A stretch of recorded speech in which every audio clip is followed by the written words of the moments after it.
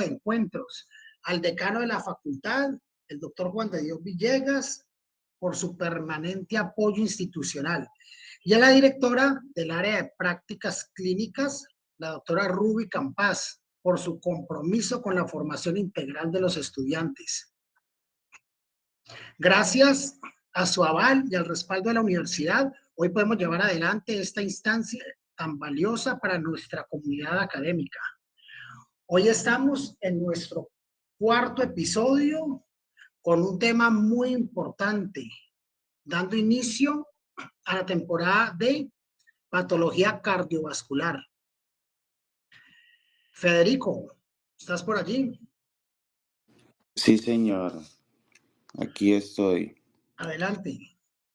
Bueno, muy buenas noches para todos. Espero que todos estén bien, que pues hayan pasado un excelente día. Y bueno, en esta noche, pues antes de iniciar en sí la ponencia, quisiera pues como darles un dato curioso como lo hacemos antes de cada conferencia. Y es acerca del síndrome coronario agudo.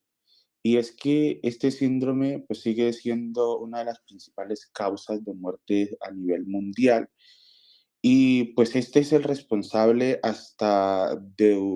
digámoslo así, es el responsable de que una de cada tres personas muera, pues que presente una enfermedad cardíaca, muera por esta causa. Y se dice, o pues lo que tenemos registrado es que hace algunas décadas el tratamiento para este síndrome era bastante limitado. Y lo que más se centraba era en el reposo, en los pacientes, pues a administrarles oxígeno, se les daba la analgesia, pero pues sin embargo, estas medidas al final no eran tan efectivas para Bueno, estos buenas noches. pacientes. ¿Me escuchan todos? Sí, señor. Sí, doctor, lo escuchamos.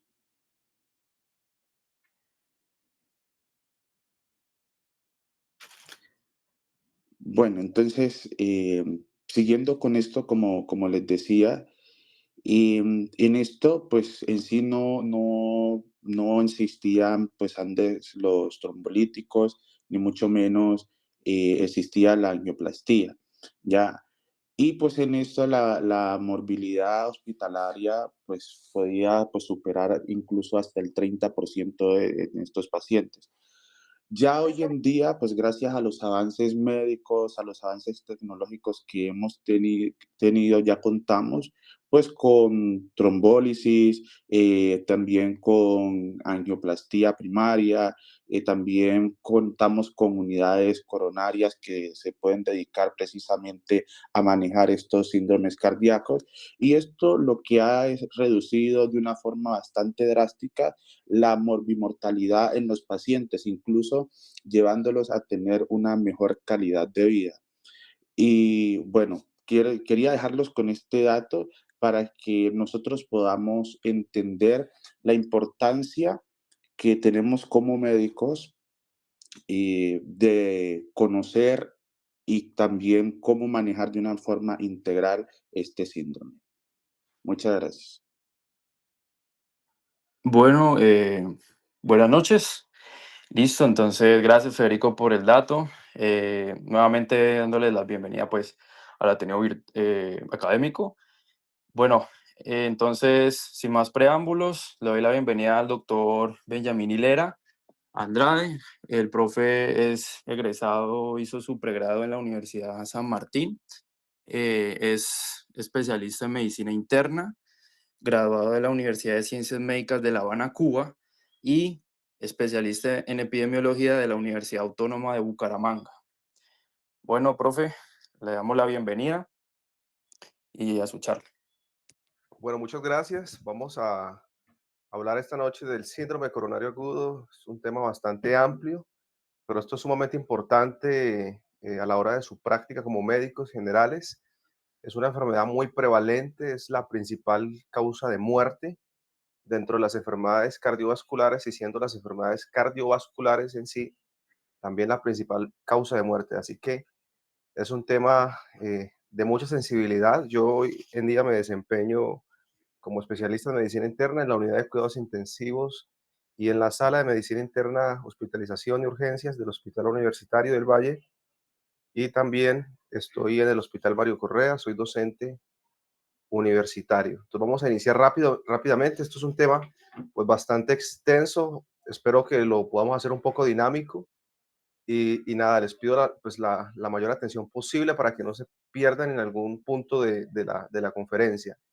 Entonces, como introducción, a la hora de hablar del síndrome coronario, entendemos que esta es una afección aguda que se caracteriza por pues, una disrupción al flujo, en cuanto al flujo de la circulación coronaria.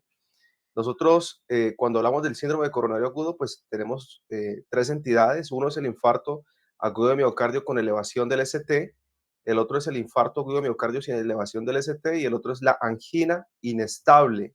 Y sobre estas tres formas de presentación del síndrome es que vamos a enfatizar pues la charla el día de hoy. Aquí se los dije, pues es la primera causa de muerte y nosotros siempre pensamos, bueno, el infarto con elevación del ST es más grave, es más complejo, pero la realidad es que mueren más personas por infarto sin elevación que por infarto con elevación. Y esto más que todo depende es como de la prevalencia de la enfermedad, de la mayoría de casos de infarto agudo de miocardio sin elevación del ST. Muy bien. Entonces aquí, para entender un poquito la topografía coronaria, entonces sabemos que existen dos arterias, la coronaria izquierda, la coronaria derecha. La coronaria izquierda tiene sus ramas, la rama descendente anterior, la rama circunfleja, ramas septales y ramas marginales, y la coronaria derecha, pues todas sus ramas marginales. Esta anatomía va a ser muy importante porque pues de esto depende mucho la topografía o la traducción electrocardiográfica. No vamos a entrar en esto, ya la anatomía pues es algo que todos debemos de entender en cuanto a la fisiopatología. Cuando hablamos del síndrome coronario agudo, pues esto no es una entidad que se presentó en horas o en minutos, sino que esto lleva una historia natural, una evolución que viene corriendo o tejiéndose desde hace ya varios años en el paciente. Lo primero es que se presenta una lesión endotelial, la cual puede ser secundaria a la diabetes, a la hipertensión, al tabaquismo, a todas estas enfermedades a las que le debemos hacer prevención primaria y de la que tenemos una gran prevalencia e incidencia en la población mundial. Esta lesión endotelial, pues básicamente hace que se genere un acúmulo de las lipoproteínas, ese endotelio inflamado hacen que lleguen todas estas lipoproteínas LDL, VLDL y se peguen a ese endotelio dañado y esto hace que se genere un proceso de oxidación y después de que se genera este proceso de oxidación, pues las lipoproteínas oxidadas pegadas al endotelio se van a comportar como un agente proinflamatorio, una especie como de cuerpo extraño, por así decirlo, y esto lo que va a desactivar toda la respuesta inflamatoria y a generar una diapedesis que básicamente es el llamamiento de todas estas células inflamatorias, macrófagos activados, y los macrófagos activados pues van a fagocitar las lipoproteínas y una vez fagocitándolas van a formar algo que se llaman células espumosas. Entonces, después de que se forman las células espumosas, pues alrededor empieza a generarse un proceso una capa de fibrina. Entonces, hacia el músculo liso, pues van a migrar todas estas sustancias de fibrina para tratar de encapsular esta gran célula espumosa y tratar de contener la inflamación y pues esto va a hacer que se forme una gran placa y que más adelante dentro de la fisiopatología, en algún momento a la hora de presentarse el síndrome coronario agudo, esta placa puede romperse y pues ahí es en donde se va a generar este famoso síndrome coronario agudo. Aquí pues tenemos una imagen de lo que les venía explicando. Aquí vemos todo lo que son las células inflamatorias, las T, los monocitos, y aquí vemos los macrófagos que van a fagocitar las células lipídicas y van a formar estas grandes células en espuma. Y aquí llegan los fibroblastos, los cuales van a generar pues esa capa lipídica. Y básicamente lo que se va a generar más adelante es que se genera esta placa que básicamente esta placa que básicamente lo que es lípido, pues con células espumosas y mucha fibrina, y que esto es importante entenderlo porque va a traducir en dos importantes conceptos, lo que es una placa vulnerable y lo que es una placa estable. Entonces, ustedes pueden ver la diferencia anatómica aquí, que la placa vulnerable, que como su nombre lo dice, es más fácil que se rompa, más fácil que se erosione.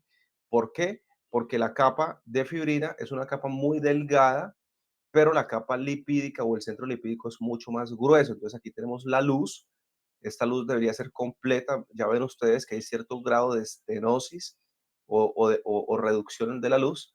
Y pues aquí está esta capa de fibrina que está separando muy delgadita pues el centro lipídico. Al ser la fibrina más delgada, pues esta es más propensa a que se rompa. Diferente a la placa estable, que como ustedes pueden ver aquí, la fibrina o la capa de fibrina es mucho más gruesa y aquí tenemos la capa lipídica mucho más delgada.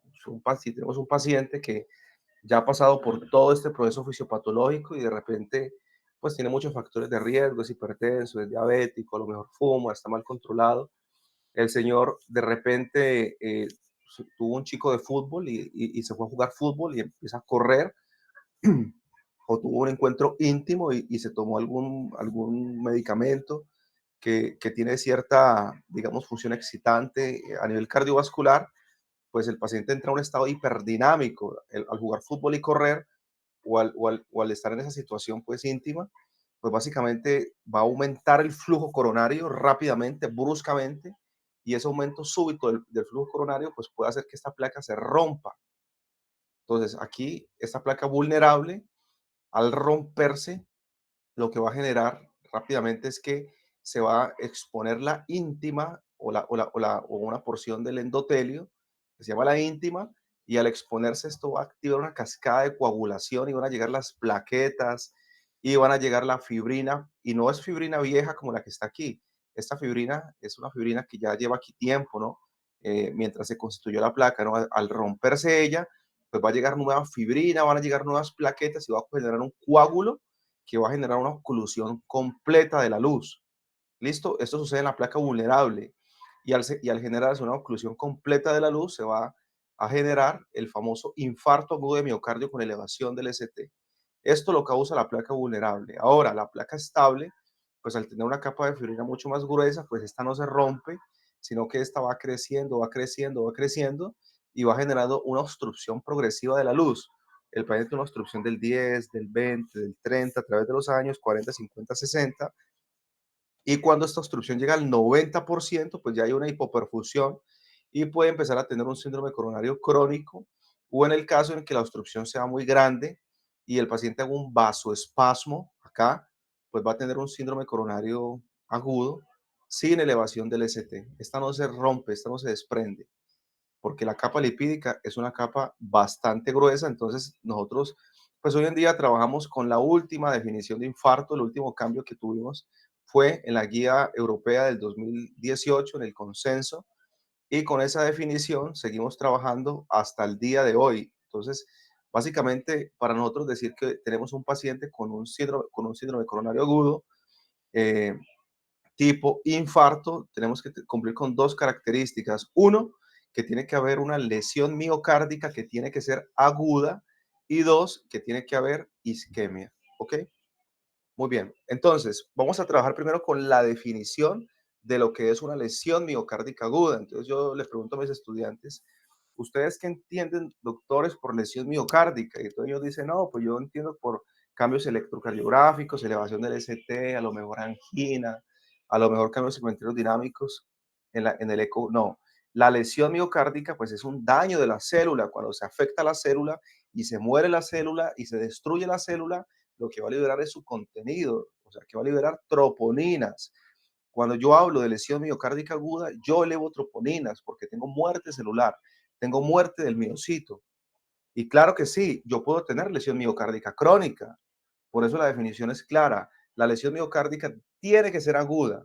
¿Y cuando sé que yo tengo una lesión miocárdica aguda? Pues cuando tengo una caída o tengo una elevación de troponinas con por lo menos un valor por encima del percentil 99.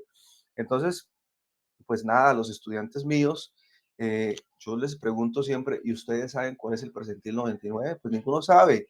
Realmente cuando usted tiene el reporte de laboratorio, dice troponinas de 0 a 50, ejemplo, o troponinas de 0,5 a 0,1, eso depende del laboratorio. Entonces, yo no sé cuál es el valor, pues no, pues el valor es el límite superior. Si la troponina es de 0 a 50, pues ¿cuál es el percentil 99? 50, en donde ya hay positividad. Ese es el percentil 99. Entonces, cuando analizamos un poco más la definición, entendemos que es una caída o elevación. Para yo saber si hubo una caída o una elevación, pues lógicamente yo con una sola troponina no puedo saberlo. Así que yo necesito por lo menos como mínimo 2 tomas de troponina para saber si hubo una elevación o una caída y que al menos una de las dos, o la primera o la segunda, esté por encima del percentil 99. ¿Listo? Ahora, que si la única causa de lesión miocárdica es el infarto, no, hay muchas causas de lesión miocárdica. Un paciente con una miocarditis, una una cardiopatía por estrés, como el Takotsubo, un paciente que tuvo una contusión cardíaca, que tiene alguna enfermedad valvular, que usted lo cardiovirtió, que el paciente está posparo y lo reanimaste. Es claro, todos esos pacientes elevan troponinas. Condiciones sistémicas como la sepsis, paciente con falla renal, paciente con sangrados intracraneanos como la hemorragia subaracnoidea, el ACV, el TEP, pacientes con crisis hipertensiva, algunas infiltraciones miocárdicas como la sarcoidosis, amiloidosis, hemocromatosis, medicamentos, como por ejemplo eh, 5-furaxil, algunos medicamentos que utilizamos en la quimioterapia, el hipertiroidismo, algunas taquiarritmias como las taquicardias ventriculares o supraventriculares. Un paciente pues con hipotensión o un shock manifiesto pueden hacer lesión miocárdica, pero recuerden que la definición dice, tiene que haber una elevación, una caída de las troponinas con por lo menos un valor por encima del percentil 99. Estas lesiones miocárdicas no van a cumplir la definición del síndrome coronario agudo y por eso es que tenemos que tenerla muy claro. Ahora, cuando nosotros hablamos de isquemia, pues ya sabemos y entendemos cómo debe de manifestarse la lesión miocárdica. Y pues ahora en cuanto a la isquemia, yo empiezo desde la semiología. Entonces, en el orden clínico, pues el paciente va a presentar un dolor torácico anginoso o de características anginosas. ¿Y cuáles son las características del dolor torácico sugestivo de isquemia? Pues es un dolor torácico retroesternal opresivo que en muchas ocasiones irradia a la mandíbula o el miembro superior izquierdo o a la región escapular. Paciente con dolor torácico opresivo retroesternal que se puede irradiar a la mandíbula, el miembro superior izquierdo, que se exacerba o empeora con la actividad física y que puede mejorar con el reposo o con la administración de la nitroglicerina. Ese es el dolor torácico sugestivo de etiología isquémica. ¿Listo? Y pues también puedo tener algunos signos de isquemia en el electrocardiograma, supradesnivel del ST, infradesnivel del ST, ondas T invertidas y algunos patrones específicos, como lo vamos a ver más adelante. También hay cambios crónicos en el electro, como signos de necrosis, como las ondas Q patológicas. Y en el estudio imagenológico, ya sea una resonancia cardíaca o algo más que utilizamos más prevalentemente, que es el eco TT. El eco TT básicamente lo que nos ayuda es saber en tiempo real el movimiento del corazón. El movimiento del corazón tiene que ser simétrico. Él se contrae de manera simétrica, pero si yo veo un segmento que particularmente es el segmento que le pertenece a la coronaria derecha o el segmento que le pertenece a la descendente anterior, ese segmento se está latiendo un poco más lento que los otros segmentos. Entonces yo digo, aquí hay un trastorno de contractibilidad segmentaria. ¿Cómo así que segmentario? Sí, porque el segmento que debe ser irrigado por tal coronaria, pues está hipoperfundido. ¿Cómo sé que está hipoperfundido? Porque no late, no se contrae igual que los demás segmentos. Entonces, a esto se le llama trastornos segmentarios de la contractibilidad. Si se late, si se contrae un poco lento, uno dice que una hipocinesia. Si no se contrae, está hibernado o está sin contracción, uno dice, no, pues una cinesia. Estos son signos de isquemia. Y pues nada, la evidencia de un trombo en un paciente que fallece se lo lleva a autopsia o a un paciente que se le hace angiografía coronaria. Es importante también entender el concepto de lo que es una angina inestable, porque pues ya sabemos que pues las anginas estables son las que se presentan con el ejercicio o con el esfuerzo, y las inestables son las que se presentan en reposo. Paciente que tenga dolor torácico en reposo tiene una angina inestable. Y si se presenta con el esfuerzo, es una angina estable con ciertas particularidades. Usted puede tener un paciente que tenga una angina con el esfuerzo y esta puede ser inestable. Cuando tres condiciones: empeoramiento progresivo, es decir, yo sufro de angina, doctor, tengo síndrome coronario crónico y el pecho me duele cuando camino 2 cuadras, es lo normal, pero en los últimos días esto ha aumentado. Yo siento dolor cuando camino 1 cuadra, ahora cuando doy 5 pasos, esto ha empeorado. Entonces, decimos que es la angina de increciendo, de empeoramiento progresivo. Entonces, angina de empeoramiento progresivo es criterio de inestabilidad. También angina de reciente comienzo, un paciente que le empieza a doler el pecho caminando, pero esto es antes del primer mes. Esto hay que estudiarlo, pues se considera inestable. Eh, y, pues nada, características de la angina, pues son dolores que usualmente duran más de 20 minutos, ¿listo? Y nada, la angina, pues tenemos isquemia, pero no tenemos lesión miocárdica. Esto es lo que diferencia la angina inestable del síndrome coronario agudo sin elevación del segmento ST. Aquí en cuanto a la presentación clínica, ya lo dijimos, dolor retroesternal opresivo irradiado a la mandíbula y el brazo izquierdo. Pero también tenemos que tener en cuenta los famosos equivalentes anginosos. Y yo me acuerdo un paciente que tuve hace unos meses, un año larguito, en una clínica que yo trabajaba, y es un señor que estaba hospitalizado y de repente empieza a sentir mareo, decaimiento, empieza a hacer hipotensión y le preguntamos: señor, ¿usted le ha dolido el pecho? No, a mí no me duele el pecho. Y yo dije: ah, bueno, eso es un equivalente anginoso, vamos a hacer estudios para descartar infarto, y resulta que estaba infartado. Lo trasladé rápidamente a la UCI y a la final el paciente falleció, pero se pudo detectar el equivalente anginoso. Entonces, ¿qué es un equivalente anginoso? Pues es un paciente que tiene una manifestación clínica diferente al dolor torácico, retroesternal, opresivo, y que tenemos que identificarlo en cierta población, como por ejemplo lo son los ancianos, las mujeres, los diabéticos, los enfermos renales, los que tienen demencia y los pacientes revascularizados. ¿Cuáles son los equivalentes anginosos? Las náuseas, la disnea, las alteraciones en el estado de conciencia, la fatiga y la epigastralgia. Y mucho cuidado con las mujeres, porque las mujeres tienen más mortalidad por infarto, porque las mujeres hacen muchos equivalentes anginosos. Llega una mujer y le dice: doctor, yo estoy pero como con epigastralgia, le duele el pecho, no, esto es una gastritis, toma omeprazol, vaya para la casa, y se muere en la casa, ¿sí?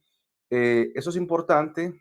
Básicamente aquí lo que estamos viendo son algunos intervalos de confianza, algunos Blu-ray, en donde estamos evaluando los síntomas los síntomas que va a presentar cada uno de los pacientes, o sea, en un síndrome coronario.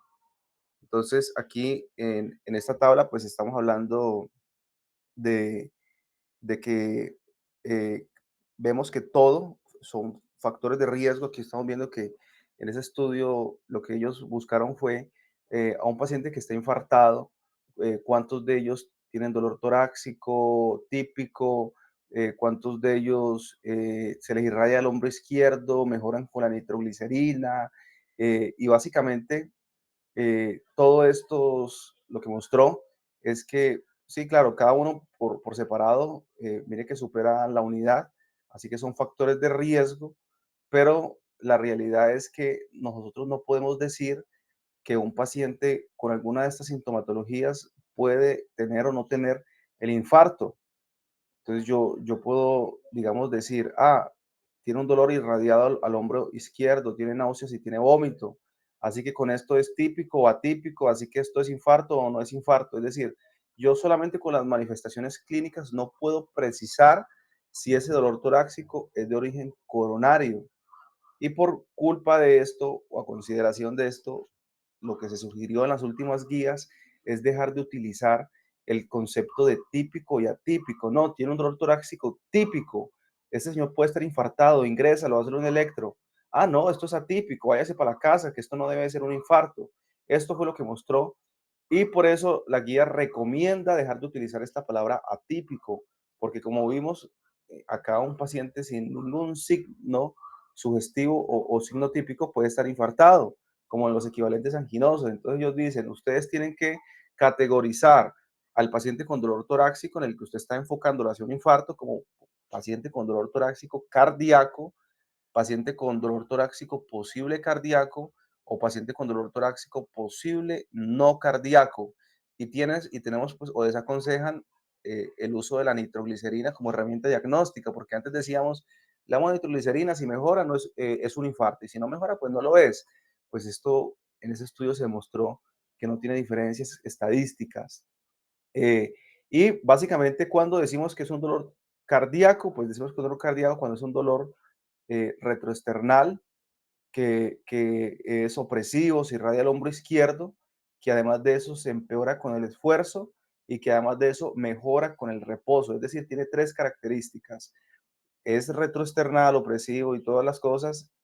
Uno, dos, empeora con el esfuerzo y tres, mejora con el reposo.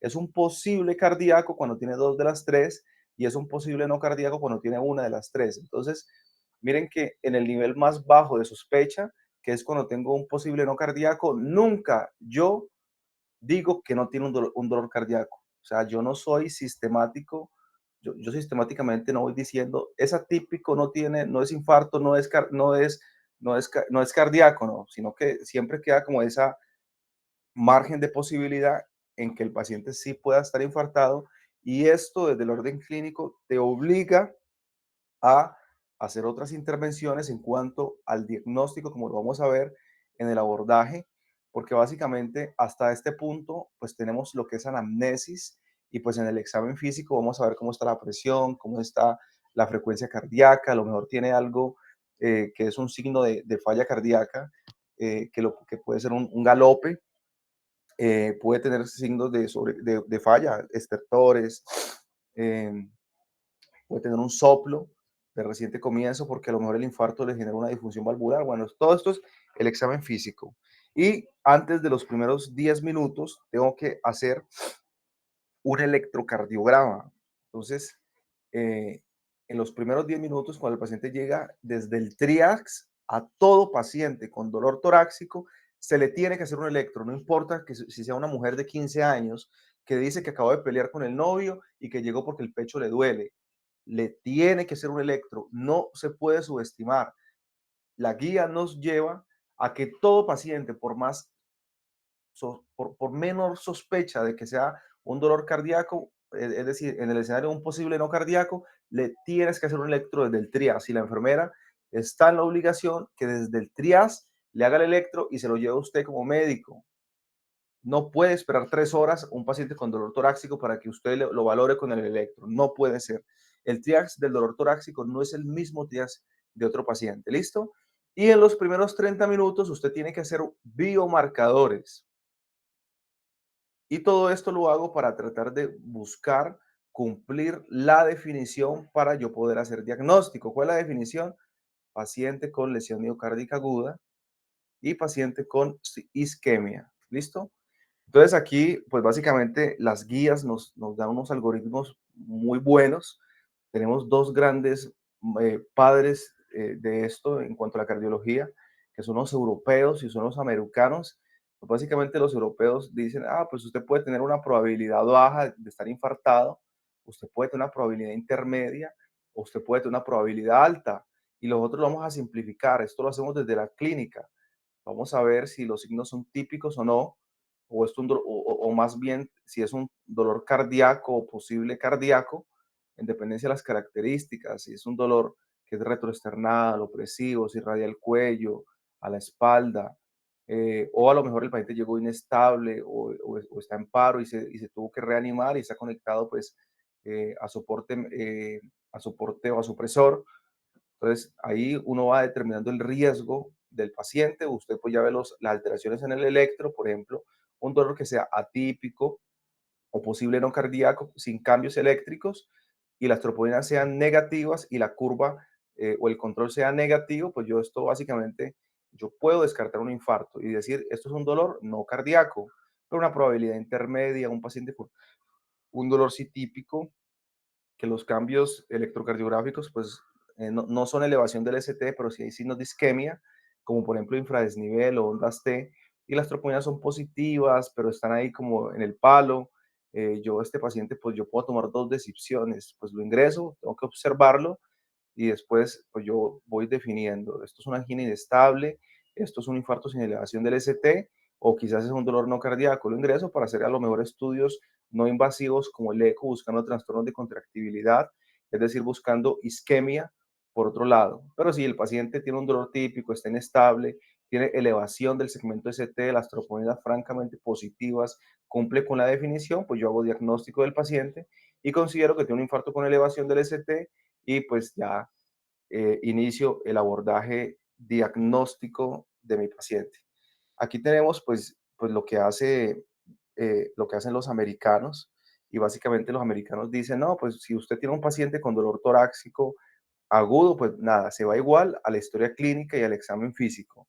Después de eso se tiene que hacer un electrocardiograma y cuando usted haga el electrocardiograma, pues usted tiene que ver, esto es un dolor no cardíaco, y pues nada, no requiere pruebas adicionales o esto puede ser un dolor posible cardíaco, entonces a lo mejor requiere otras pruebas como el eco y demás. Ah, pero si es un dolor posible cardíaco, pues aquí sí ya usted tiene que hacer las troponinas y después de que usted hace las troponinas, tiene que utilizar escalas de estadificación del riesgo como el TIMI score o el GRACE score, en donde en dependencia de la puntuación, pues me va a dar bajo riesgo y no requiere pruebas adicionales y se le da alta al paciente, o a lo mejor un riesgo intermedio y pues lo ingreso para estudios adicionales o determino si lo llevo a intervención coronaria percutánea o si es un paciente con alto riesgo, pues si lo llevo a intervención coronaria de entrada.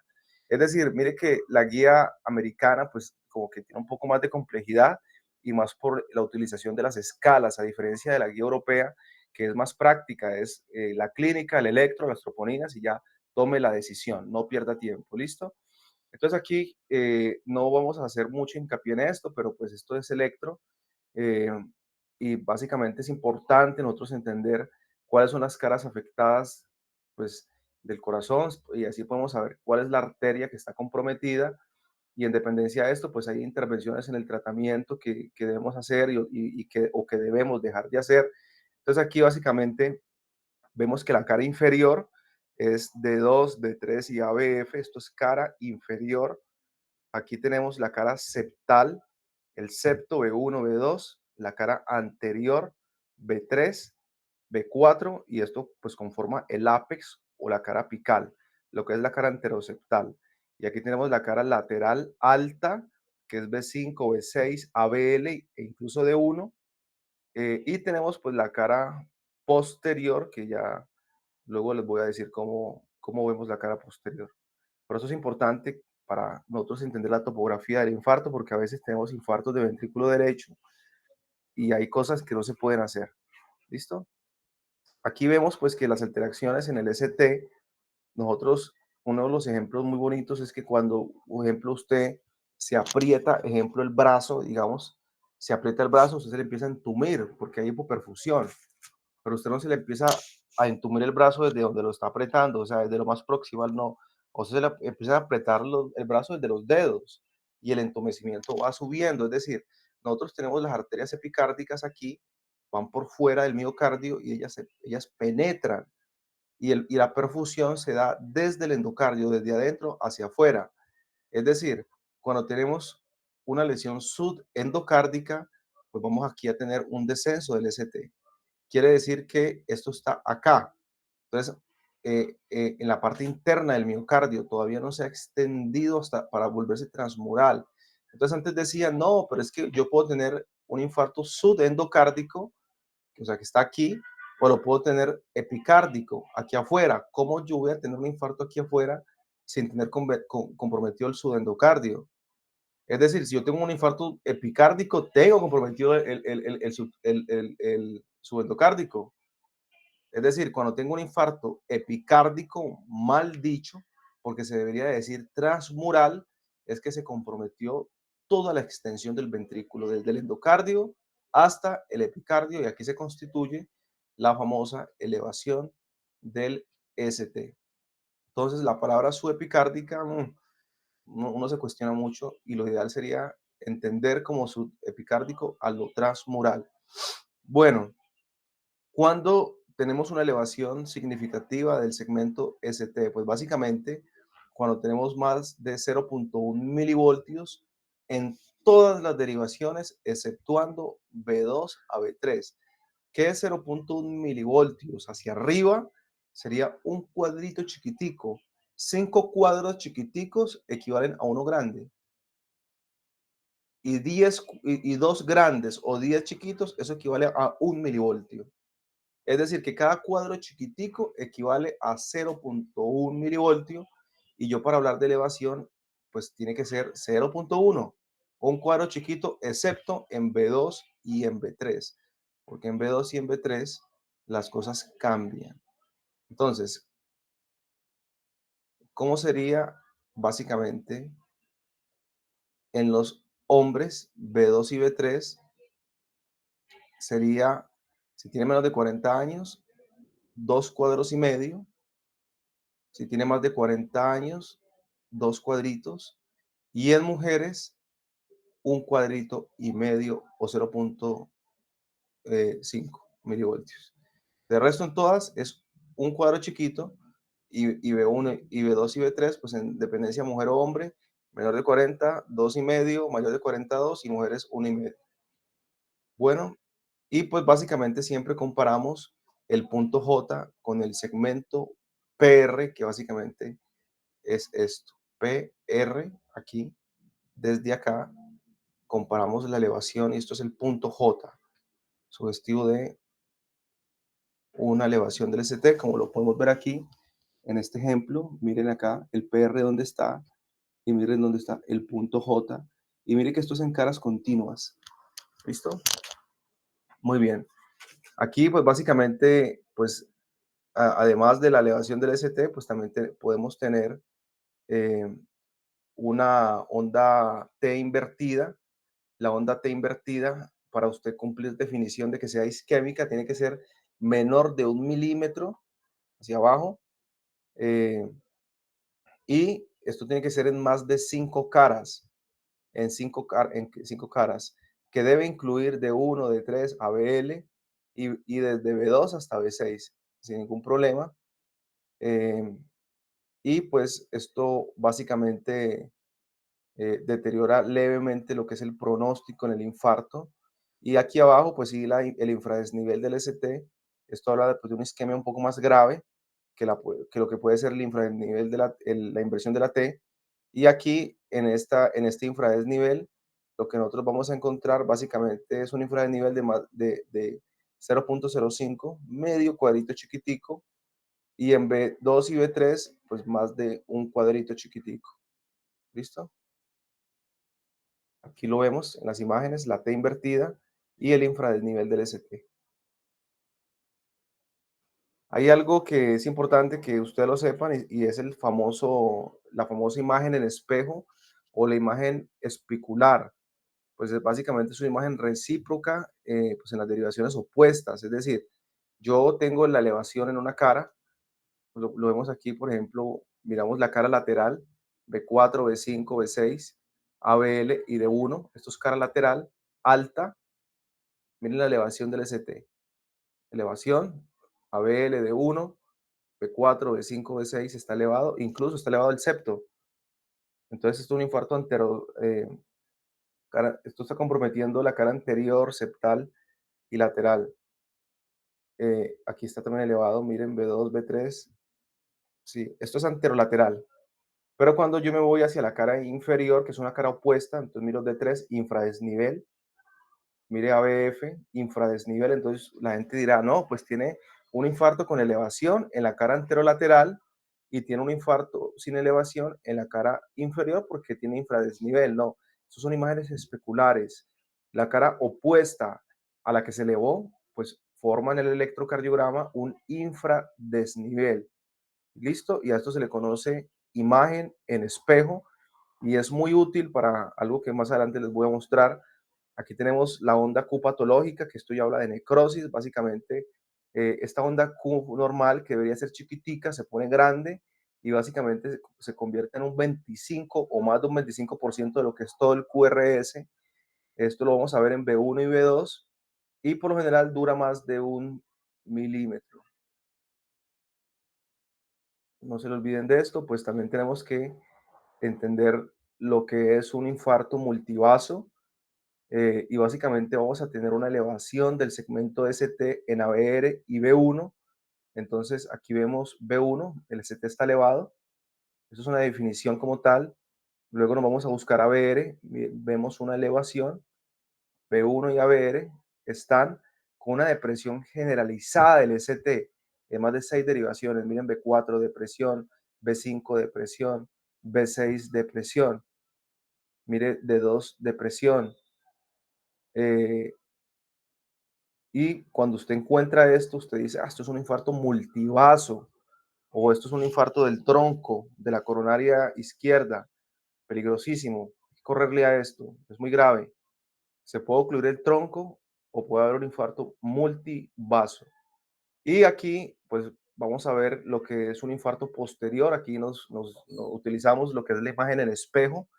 Si usted tiene una infradesnivel así, como acá, un infradesnivel como lo hablamos ahorita, en B1, de B1 a B3, eh, pues usted aquí tiene que hacer básicamente un cálculo y es que en B2 usted coge la R sobre la S y esto le tiene que dar mayor a 1. Entonces usted coge el electro y es como que si lo volteara y usted va a ver que hay una elevación. ¿Listo? Si a usted le pasa esto, tiene que ir a hacer derivaciones posteriores porque es posible que esté ante la presencia de un infarto con elevación de cara posterior. Y usted a lo mejor dice, no, esto es un infarto sin elevación, porque en el septo tiene infradesnivel. No, ojo, que ese infradesnivel del septo puede ser un infarto eh, posterior. Y si yo veo y lo sospecho, pues tengo que ir a hacer derivaciones posteriores. Entonces aquí básicamente quito las primeras derivaciones o las chupitas de mi paciente, las primeras, o las quito todas y simplemente pongo aquí atrás y coloco la primera básicamente en la línea paravertebral, la otra en la axilar posterior y la otra en la medioescapular, justo abajo de la escápula. Y aquí yo pues voy a buscar básicamente una elevación del ST que tiene que ser mayor de medio cuadrito chiquito o 0.05 milivoltios. Para yo decir, esto es un infarto con elevación del ST de la cara posterior, vamos a correrle. ¿Listo? También puedo tener infarto pues, del ventrículo derecho. Aquí lo voy a sospechar cuando tengo una elevación del ST en ABR y en B1. Y pues aquí básicamente cojo igual la R sobre la S y este me va a dar mayor de 1. Aquí lo voy a sospechar. Entonces, lo que es ABR y B1. Si usted ve elevación del ST en ABR y B1, pues piense en ventrículo derecho. También puede encontrar cambios en D3 y D2, o sea, cara inferior. Cara inferior D3, D2, ABR y B1. Puede pensar en ventrículo derecho y esto es importante que lo sepa porque esto hay algo que cambia el manejo y básicamente que los pacientes con infarto agudo de miocardio de ventrículo derecho, es decir, que usted en el electrocardiograma le vio cambios en lo que es cara inferior, ABR o B1, usted no puede, al tener un ventrículo derecho comprometido, pues hay medicamentos que damos en el infarto para disminuir la angina, para mejorar para dilatar la coronaria y que haya perfusión, que usted corre el riesgo de que si está infartado el ventrículo derecho, usted haga una falla cardíaca de ventrículo derecho. Y estos medicamentos que van a disminuir la precarga, como lo son la nitroglicerina y la morfina, pues pueden llevar al paciente a un shock cardiogénico. Y en este caso, esos medicamentos están contraindicados. Hay patrones específicos, por ejemplo, el patrón de Winter, que básicamente lo que te dice es que puede haber una oclusión de la descendente anterior. Esto se tiene que tomar, esto es algo grave, porque es una arteria principal, una arteria grande. Dame un segundo. Doctores, ¿será que me pueden dar 2 minutos?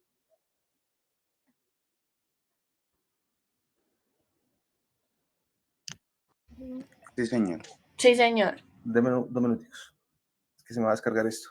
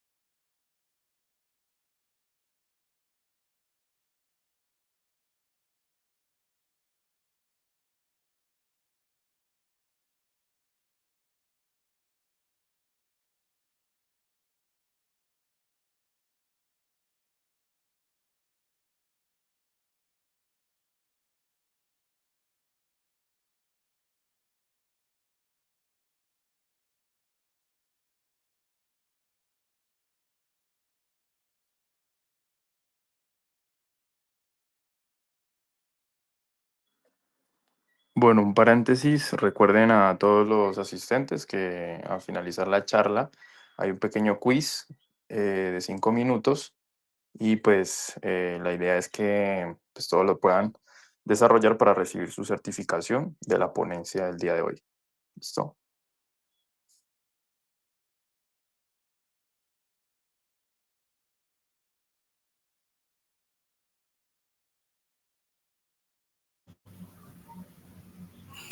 También recuerden colocar muy bien la información,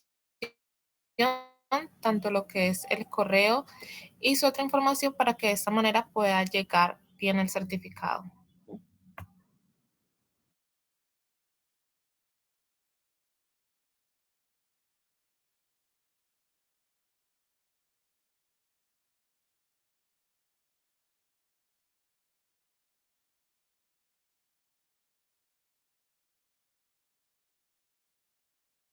Mientras esperamos el doctor, también recordar que dentro de 8 días tenemos la charla de arritmias cardíacas y es igual en el mismo horario, el lunes a las 8 de la noche, para los que estén interesados. ¿Listo, muchachos? Bueno, disculpen. Entonces aquí, pues básicamente en el patrón de Winter, pues lo que vamos a ver aquí es una onda T picuda, simétrica,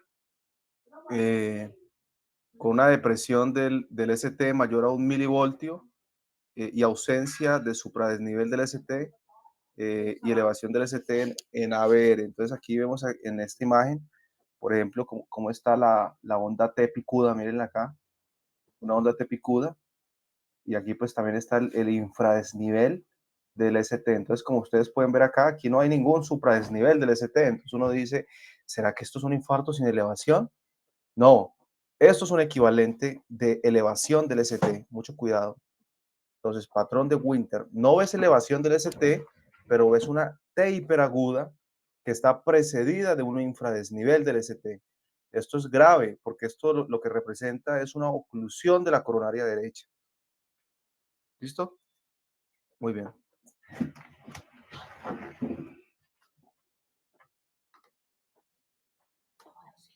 Y aquí, también tenemos el síndrome de Wellens, eh, que también pues nos habla de oclusión de la coronaria derecha, y aquí tenemos una onda T invertida o bifásica en la derivación B1 y B2. Entonces aquí lo vemos, B2, mire cómo está la onda T invertida. Y miren lo bifásico de la onda, ¿no? Mire que la primera mitad pues es más horizontal, más perpendicular que la segunda mitad. ¿Listo? Entonces, cuando ustedes vean esto es un patrón de Wellens. y tienen también que decir, atribuirlo manejarlo como un síndrome coronario con elevación del ST. Hay otra cosa que pues, son los bloqueos de la rama. Nosotros en los bloqueos pues, de la rama decimos, bueno, un paciente con un bloqueo de rama de nuevo, pues esto hay que atribuirlo como que si fuera un infarto, porque muchos de estos pacientes a veces se manifiestan de esa forma, como que si se hubieran bloqueado. Entonces aquí miren la morfología que vemos del bloqueo, y siempre cuando tenemos una morfología de bloqueo, pues uno siempre dice, no, pues en el bloqueo normal el QRS se pone ancho, pues aquí está esta, esta melladurita en la R, pero mira que la T se invierte. Entonces, característicamente en el bloqueo, cuando tenemos el QRS positivo, la T es negativa.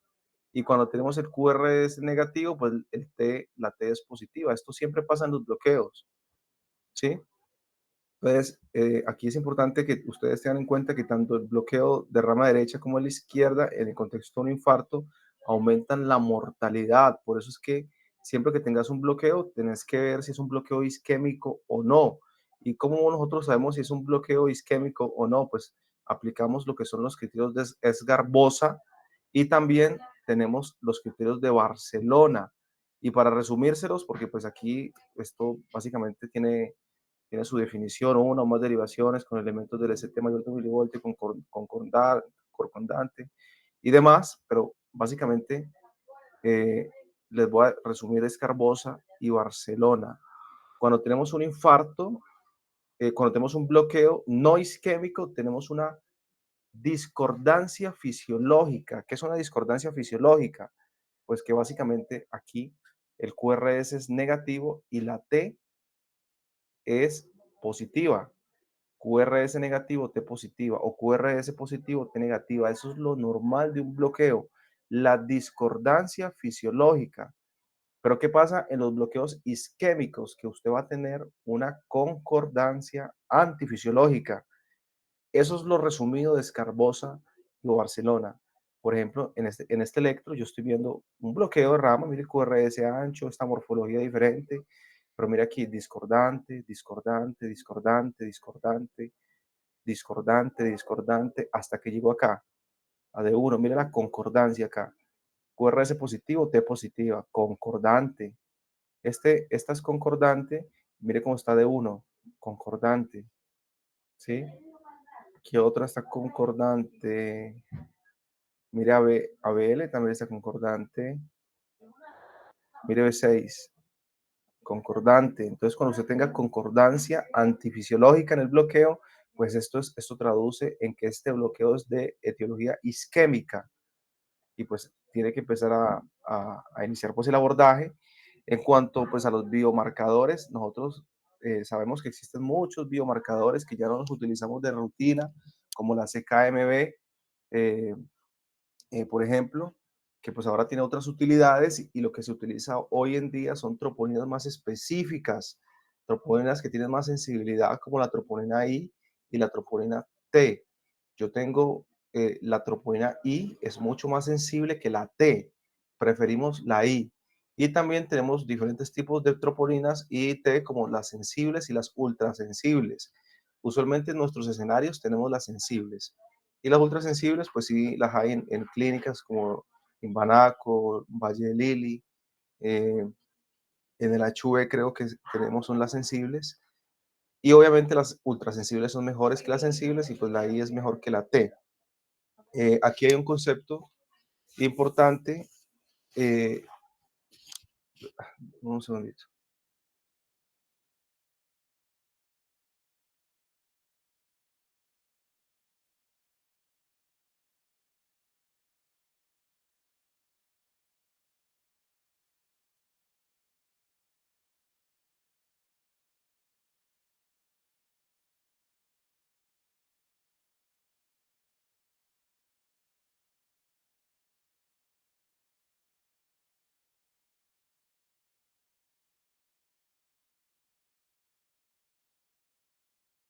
Bueno, entonces aquí básicamente en este concepto hay una cosa muy importante que ustedes entiendan y es el rule-in y el rule-out y esto es lo que usted tiene que definir cuando usted hace las troponinas. Aquí estamos viendo, por ejemplo, en esta gráfica, estamos viendo el percentil 99, que es la línea verde, es decir, aquí tenemos el valor superior, pues que te está dando el laboratorio. Les voy a dar un ejemplo. El laboratorio dice, las troponinas de este laboratorio son de 0 a 50. Entonces usted dice, bueno, pues yo creo que debería de ser 0, pero 10, no, 10 no es percentil 99, 10 es negativo. Entonces el valor superior es el percentil 99. Entonces aquí vemos, por ejemplo, cómo en la historia natural del infarto el paciente empieza aquí y las troponinas a medida que van pasando las horas, miren lo que van haciendo. Se van elevando, se van elevando, se van elevando y hay un punto en el que van descendiendo. Y aquí, pues usted tiene que tratar de distinguir pues el tema de la lesión miocárdica crónica del síndrome coronario agudo o de la lesión miocárdica aguda. Por ejemplo, en la lesión miocárdica crónica, usted le hace una troponina, lo normal, el percentil 99 es 50, digamos, y aquí está en este paciente en 90. Uy, tiene troponinas positivas. Usted le hace la primera troponina, pero resulta que usted se la repite y sigue ahí. Ni aumentó ni disminuyó un 20%, sino que sigue acá, acá, acá, acá. Usted dice, no, eso es una lesión miocárdica crónica. Esto no cumple la definición de un síndrome coronario agudo. Pero a lo mejor usted se le hizo al paciente acá y la troponina está positiva, pues cuando usted se la vuelve a hacer a las 2 horas, ejemplo, pues ya está mucho más elevada y tiene que aumentar un 20%, o a lo mejor usted se la hizo la primera acá negativa y cuando le repite la segunda, pues ya aumentó acá y ya está positiva la segunda toma, ¿listo? O puede ser que ya esté en descenso y se la tome acá y esté en 200 y el rato esté en 120 y haya descendido un 20%, pues también es una lesión miocárdica aguda. Entonces, ¿qué es lo que esperamos? Pues cuando tenemos troponinas ultrasensibles, la podemos hacer la primera en la hora 0 y la segunda a la hora. Mire que es muy rápido y usted en una hora puede tomar la decisión. Pero si tenemos troponinas pues sensibles, yo tengo que hacer la primera en la hora 0 y la segunda a la hora 2 o a la hora 3. Pero aquí lo importante es que la elevación de la troponina en comparación a la primera o el descenso tiene que ser el 20%. Eso se llama punto delta.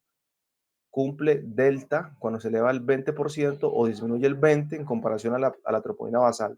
Esto es la definición de lesión miocárdica aguda. Si no se eleva y no disminuye el 20%, pues usted está ante una lesión miocárdica crónica. Hay veces hacemos una tercera, porque a lo mejor le hiciste aquí la hora 0 a la hora 2 y todavía estás acá, aumentó, pero todavía no ha superado el percentil, así que no cumples definición, pero tú dices, no, vamos a repetírsela en 2 horas más o en una hora, y ahí sí, pues puede ser que se eleve. Entonces hay ocasiones en las que nosotros hacemos 3 troponinas, y pues la CKMB usualmente la utilizamos en reinfarto. ¿Por qué? Porque la CKMB se eleva en el infarto, pero baja rápidamente.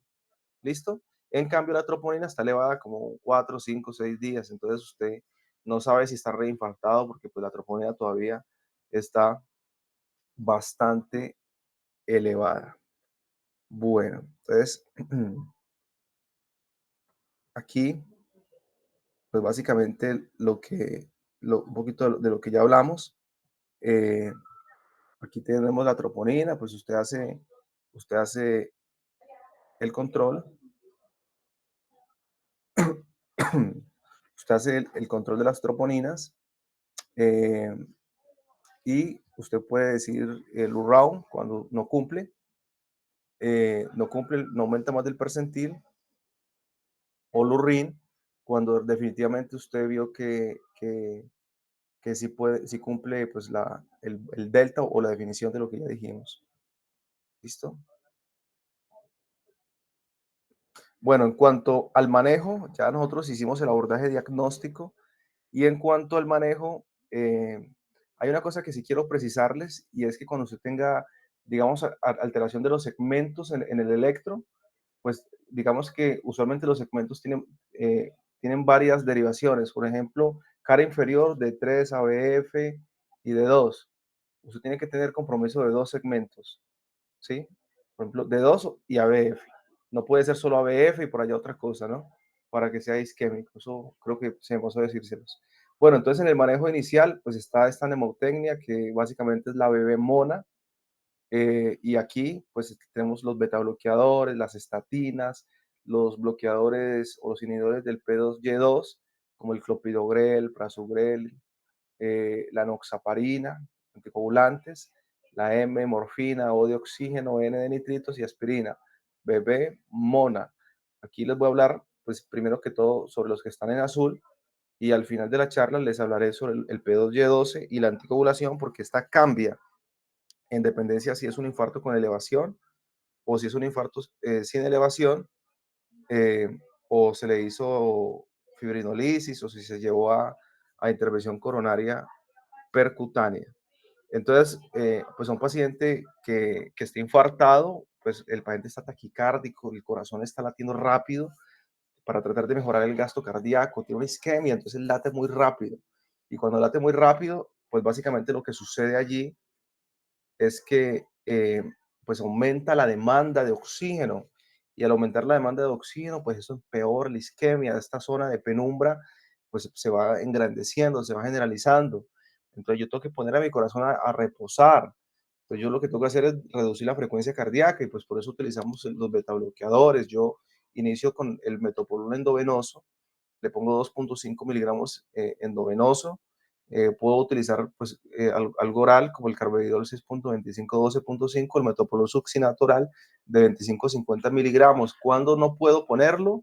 Cuando tengo evidencia de shock, hipotensión, signos de falla cardíaca aguda o bloqueo auriculoventricular.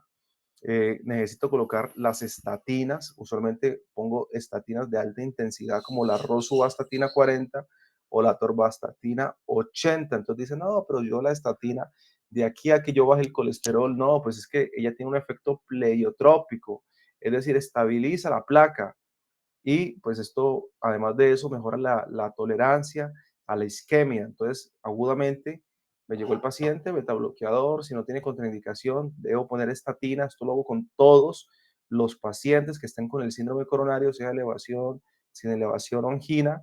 Y pues pongo morfina, pues porque el dolor, la ansiedad lo va a acelerar catecolamina. Yo tengo que relajar al paciente, tranquilizarlo, quitarle el dolor, pues, y la morfina pues es un excelente medicamento y pues hay que tener mucho cuidado con la morfina y no darla de no ser necesario porque ella puede interactuar con el inhibidor P2Y12 que es el clopidogrel y pues puede disminuir su función y pues aquí lo que yo hago es que yo puedo poner morfina 3 miligramos endovenoso, pero pues no se dejen guiar me puede inhibir el P2Y12, ¿no? El dolor del paciente puede empeorar la isquemia y eso puede ser mucho peor. En cuanto al oxígeno, todo paciente con infarto, pues yo le pongo oxígeno, pero hay una condición, que esté saturando por debajo de 92%, porque si no está saturando por debajo de 92% y yo le pongo oxígeno, pues voy a generar una vasoconstricción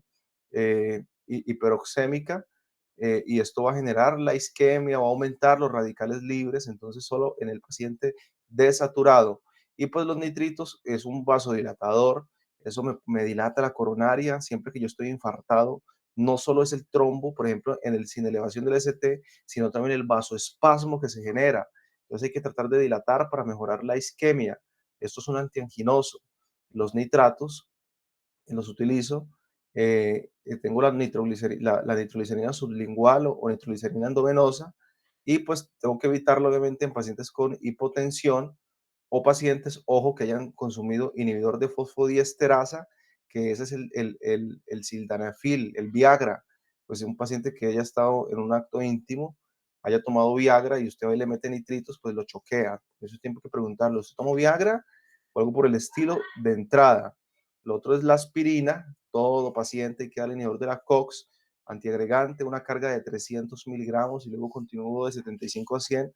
La evidencia habla que ya no es necesario dar más de 100, pero como mantenimiento inicialmente, pues debo darle 300. Aquí en Colombia tenemos aspirina de 100, por eso le damos 3 aspirinas vía oral al paciente. Entonces aquí, viendo esto, que es lo que hay que hacerle a todos los pacientes con síndrome coronario, pues vamos a ver básicamente aplicando todos los conocimientos que ya adquirimos, cómo es el enfoque pues en la práctica de lo que hacemos con un infarto con elevación del ST. Entonces, básicamente, cuando usted se enfrenta a un paciente con infarto con elevación del ST, usted ya sabe que en los primeros 10 minutos tiene que hacer electro, los primeros 30 tiene que haber hecho ya las troponinas y mucho ojo, si usted ve un paciente con dolor torácico típico retroesternal y tiene elevación del ST, no espere las troponinas, usted se las hace, pero usted no puede esperar para iniciar manejo. Usted puede iniciar manejo y diagnosticarlo sin necesidad de troponinas cuando usted ve que el ST está elevado.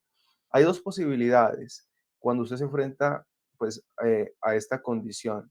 Que usted esté en un centro PSI, es decir, que usted trabaje en el HV, a lo mejor usted está en Imbanaco, usted está en Valle de Lili, y ahí en donde usted está hacen intervención coronaria percutánea. Pues inmediatamente, si usted trabaja en ese sitio, usted tiene que llevar al paciente, eh, hasta, un segundo.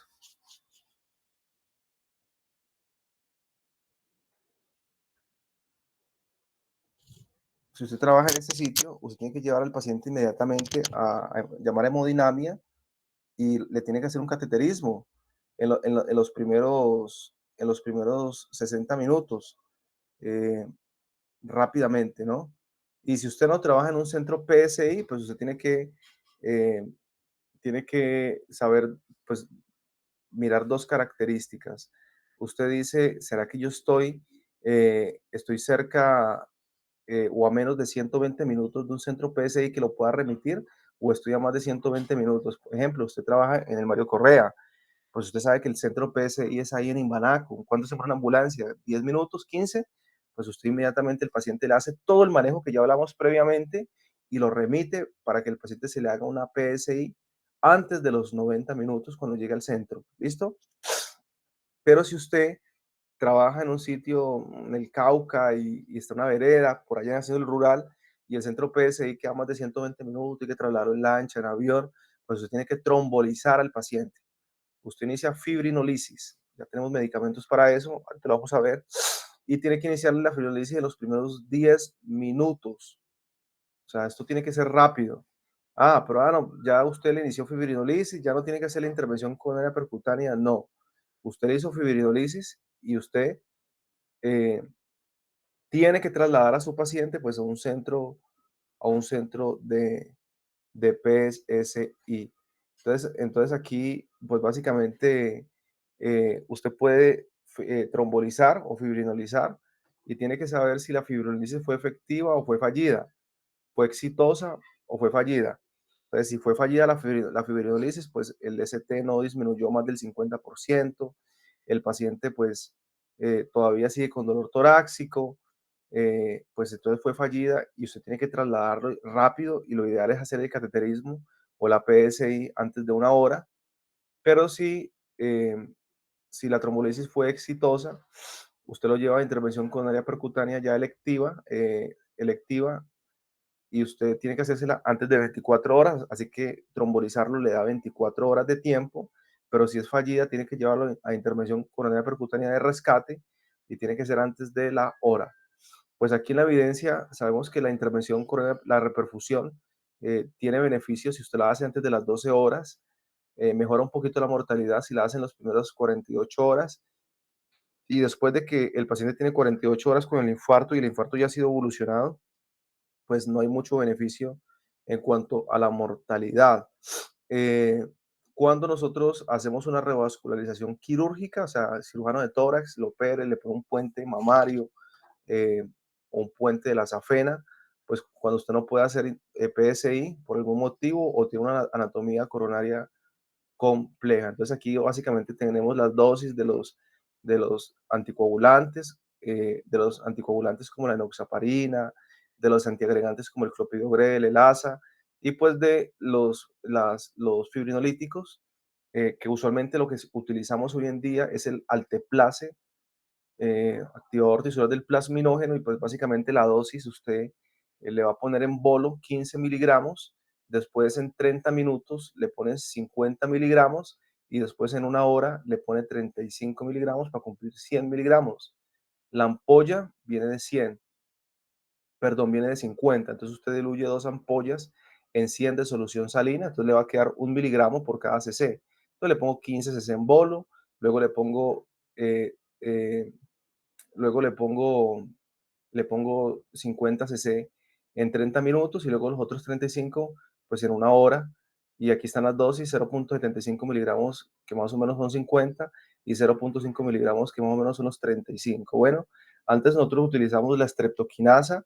Esa streptokinasa pues era muy arritmogénica, había que ponerla básicamente lo que utilizamos era, si mal no recuerdo, eh, recuerdo que eran 2 ampollas de 750.000 unidades y le pasamos 1.500.000, 2 ampollas en salina en 100 y se la pasamos por una vena y por la otra estamos con amibarona, paramos porque le da una arritmia, le ponemos amibarona, se pone hipotenso, pues un poco de vasopresor y estamos ahí, pero a tratar de completar la streptokinasa, pues ya hoy en día prácticamente pues no se utiliza. Entonces, nada, usted obviamente no va a trombolizar a todo el mundo. Usted tiene que, siempre que vaya a trombolizar, tiene que saber si hay alguna contraindicación absoluta o relativa de la trombolisis. Por ejemplo, en este caso, si el paciente ha tenido una hemorragia intracraneal previa de origen desconocido, pues no puedes. Si tuvo un infarto cerebral isquémico en los últimos 6 meses, no puedes. Si tiene alguna malformación arteriovenosa, una neoplasia, un daño cerebral, no puedes. Si tiene un traumatismo reciente, un trauma craneoencefálico menor a un mes, no puedes. Si tiene un sangrado gastrointestinal en el último mes, eh, si tiene una hemorragia activa, pues exceptuando la menstruación, una disección aórtica, una punción en un sitio no compresible con una biopsia hepática, una punción lumbar, o relativas como es una presión sistólica mayor de 80, o sea, una crisis hipertensiva, una presión agudamente elevada, una enfermedad hepática avanzada, una endocarditis activa, una úlcera péptica, un ACV isquémico o que esté con anticoagulantes orales. Son contraindicaciones relativas que pues ya usted tiene que medir riesgo-beneficio, ¿listo? Pero es importante que ustedes lo tengan en cuenta. Muy bien.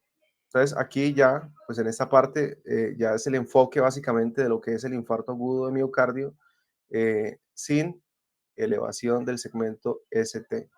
Entonces aquí, pues básicamente lo mismo, yo hago el diagnóstico, el dolor torácico, el electrocardiograma compatible con signos de isquemia, el infradesnivel de la T o del ST o la T invertida, y todo esto que saber, estoy en un centro PSI o no estoy en un centro PSI. Si yo estoy en un centro PSI, pues yo tengo que saber el riesgo, y si es un riesgo que es muy alto, pues lo llevo a intervención coronaria percutánea inmediatamente. Y si no estoy en un centro PSI, pues lo tengo que trasladar en ambulancia a un centro PSI. Y básicamente, ¿cuáles son los signos de muy alto riesgo?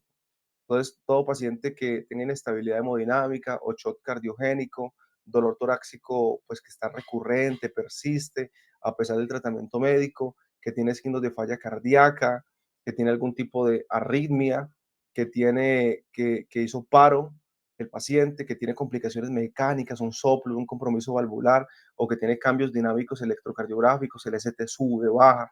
Este paciente es de muy alto riesgo y básicamente usted tiene que llevarlo inmediatamente a intervención coronaria invasiva y tiene que ser antes de las 2 horas.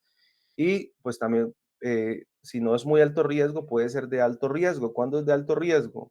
Cuando yo tengo pues ya confirmado el infarto agudo de miocardio sin elevación del ST, troponías positivas y demás, pero tengo un Grace score que es mayor de 140 puntos, que tengo una elevación transitoria, el ST, pero se volvió a la normalidad, y que tengo cambios dinámicos del segmento ST. Pues aquí yo digo, esto es alto riesgo, pues lo de manejo médico y lo ideal es hacer el cateterismo antes de las 24 horas. Y el paciente que sea bajo riesgo, que básicamente es que no tenga nada de lo anterior, y aquí prácticamente que me excluye el infarto sin elevación, y esto es como para la angina inestable, pues aquí hay que hacer también cateterismo, pero ya no hay un tiempo estipulado, sino que se lo puedo hacer mientras esté hospitalizado. Ojo, todos van para cateterismo, pero si es bajo riesgo, pues yo no tengo como esa premura. Si es un riesgo alto, pues 24 horas, y si es muy alto riesgo, 2 horas. Listo, en este de bajo riesgo yo también puedo hacer estudios no invasivos, como por ejemplo el TAC de coronaria, estudios de viabilidad miocárdica, ecoestrés y demás. Entonces, la estrategia invasiva, pues, no es claro que mejore la mortalidad, pues disminuye la isquemia y la estancia hospitalaria, y en el bajo riesgo usted puede considerar, pues, una estrategia no invasiva, como se lo dije ahorita. Y cuando se lleva a revascularización quirúrgica, pues, si hay estabilidad en un paciente con anatomía compleja que entra en cateterismo y tiene una enfermedad multivaso, este puede ser llevado a cirugía de revascularización. Entonces, aquí básicamente la intervención coronaria percutánea, pues antes utilizaban el absceso femoral, pero ese absceso femoral generaba aneurismas, sangrados, retroperitoneales, generaba muchas más complicaciones y pues hoy en día se utiliza el absceso radial y ya tenemos muchas técnicas, digamos, de funcionabilidad a la hora de la intervención. Por ejemplo, el eco o el IBUS, en donde lo utilizamos para enfermedades de anatomía compleja.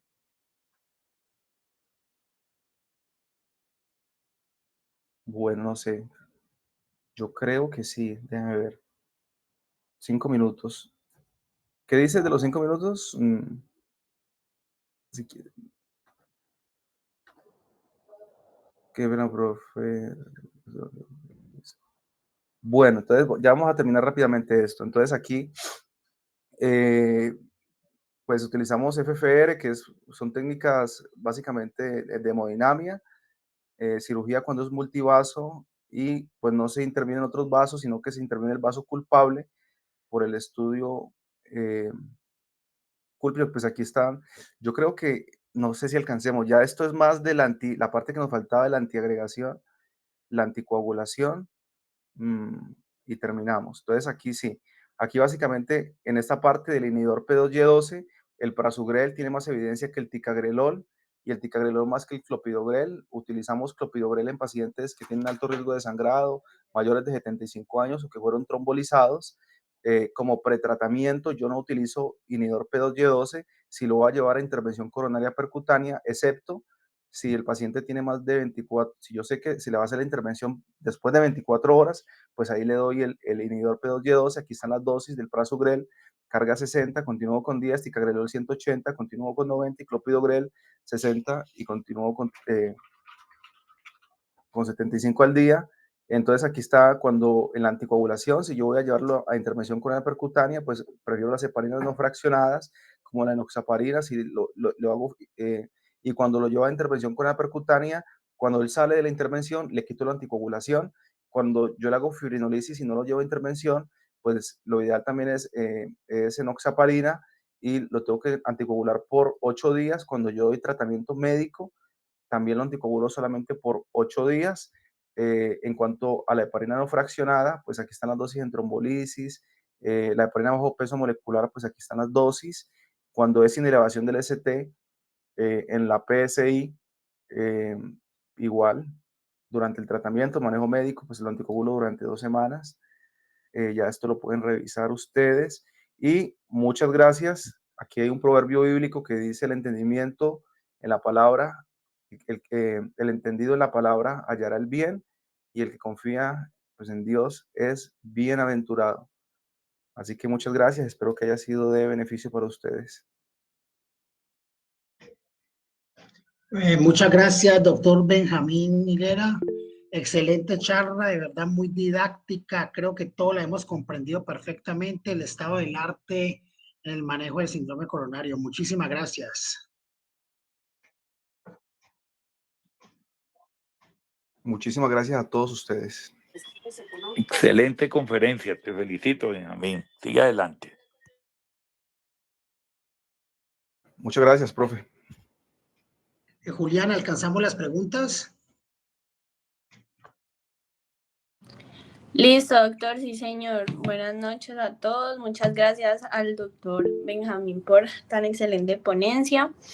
No sé si de pronto alguno tenga alguna duda, alguna pregunta, pues